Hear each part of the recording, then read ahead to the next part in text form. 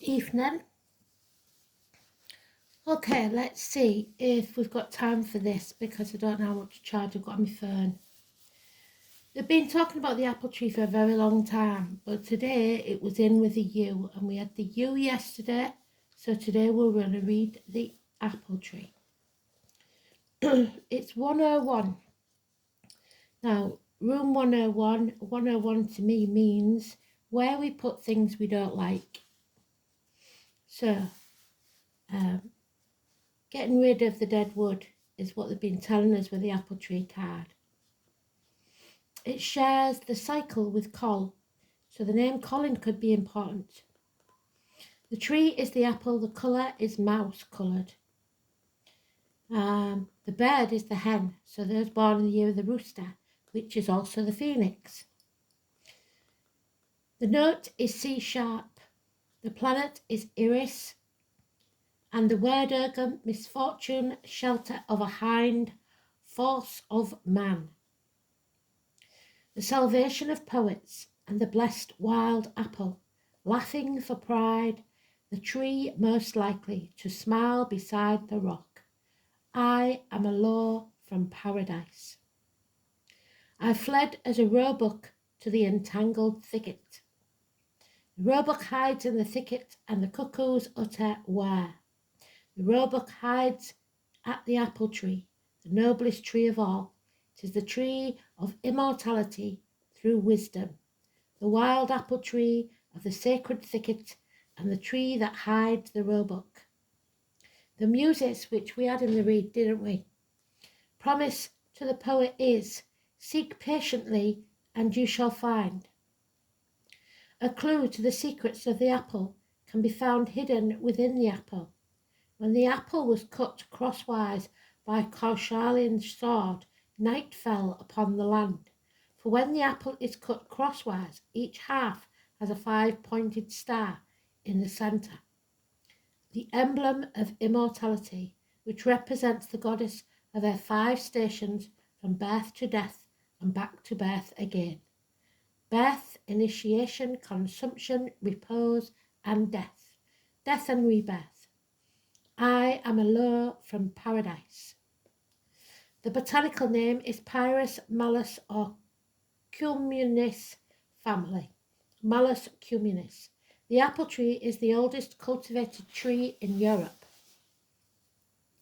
The original British apple tree is the crab apple, so Cancer possibly.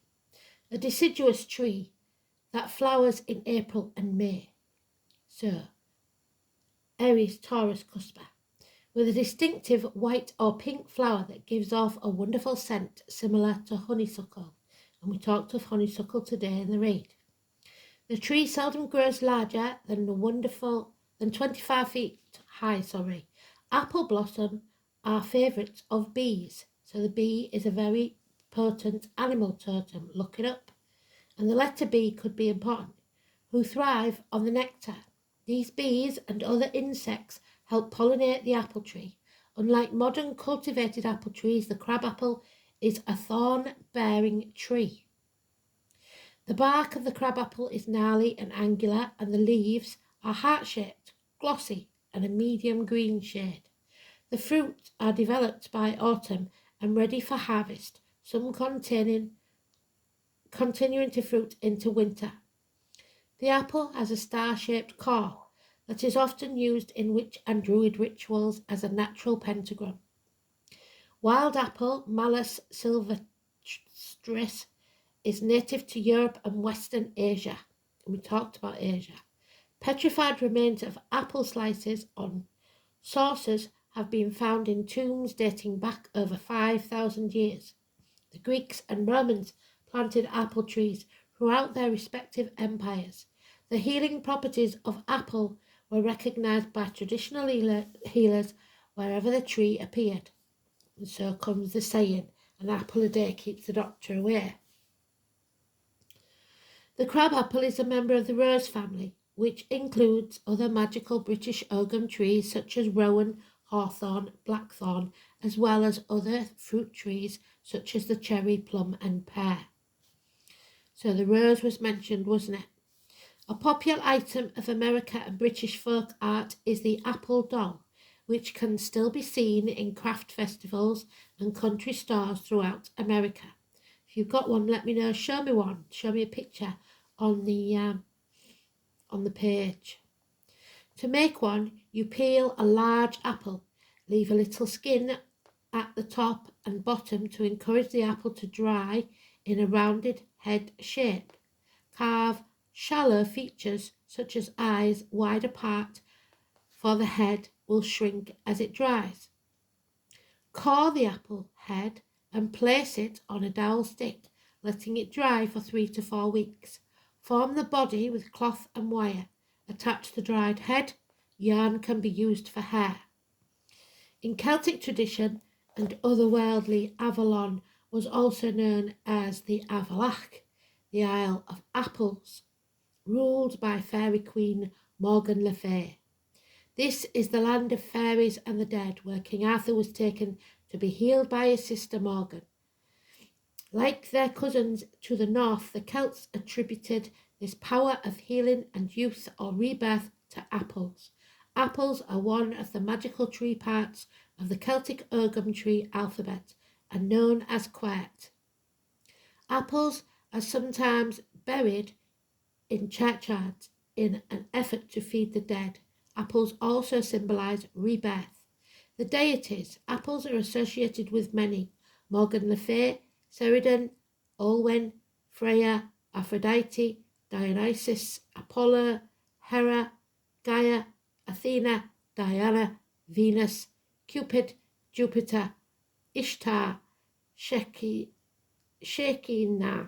and Astarte. So Diana was mentioned, wasn't she? The pentacle in its centre is a potent talisman of protection. For a love ritual, charge a small piece of rose quartz to your purpose, then place it in a red bag with a pink ribbon. Tie that bag on a branch of the apple tree where it will not be disturbed. When your wish is fulfilled, bury the amulet near the tree or throw it in the nearest body of water. A similar spell can be done for health or prosperity by using a green stone, green quartz, emerald, jade, aventurine, tourmaline, or peridot. Put it in a green bag with a green ribbon and tie it onto the branch of your apple tree. The apple is the promise made to us by the goddess that life is eternal. Once upon a time, a very long time ago, when the earth was very young, there lived a people who were also very new to the earth. They spent their days in lovely sunshine with abundant food and water, so that life was very good and they were very happy. One day when they woke up in the morning, the sky was not blue, but had turned dark and grey, and a fierce wind was blowing all around. They had never seen anything like it, and they were very afraid. The air was no longer warm, and they were very cold, and scurried around looking for something to keep them warm. On the next day and the day after that, they awoke and found that the skies were still dark and the winds cold. They also saw that the beautiful green leaves were falling to the ground, and they were very, very afraid. They had never experienced anything like this before, and began to fear that all that they knew was ending, just like we feel right now.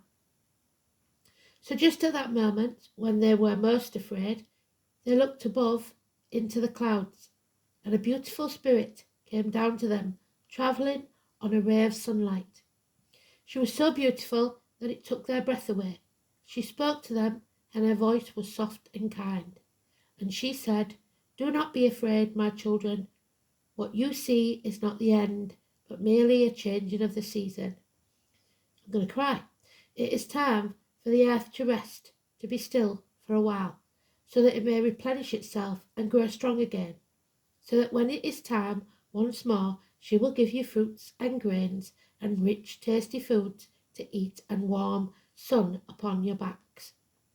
I give you this promise that all this will come about, but I do not wish for you to be afraid. Therefore I will share a sign with you, so that each time you feel a little bit afraid, you may look and see that what I say is true. She reached up into the beautiful tree and plucked from the branches a rich, ripe, red apple, brought it down before them. She took her blade and sliced through the apple, twisting it apart. She said, I give to you this blessing, that all life is eternal, and that what is born will fade away, but will return again as life renewed. She held the apple up and showed them. In the very centre of the apple there was a star, and as they looked with amazement, she told them, each time you see this star, remember my promise. All life is eternal and everlasting. Each ending is really a beginning, and my love remains with you forever. Behold the sacred promise. How beautiful is that? I think we all needed that. Thanks for listening. Speak soon. Good night. God bless. Bye-bye.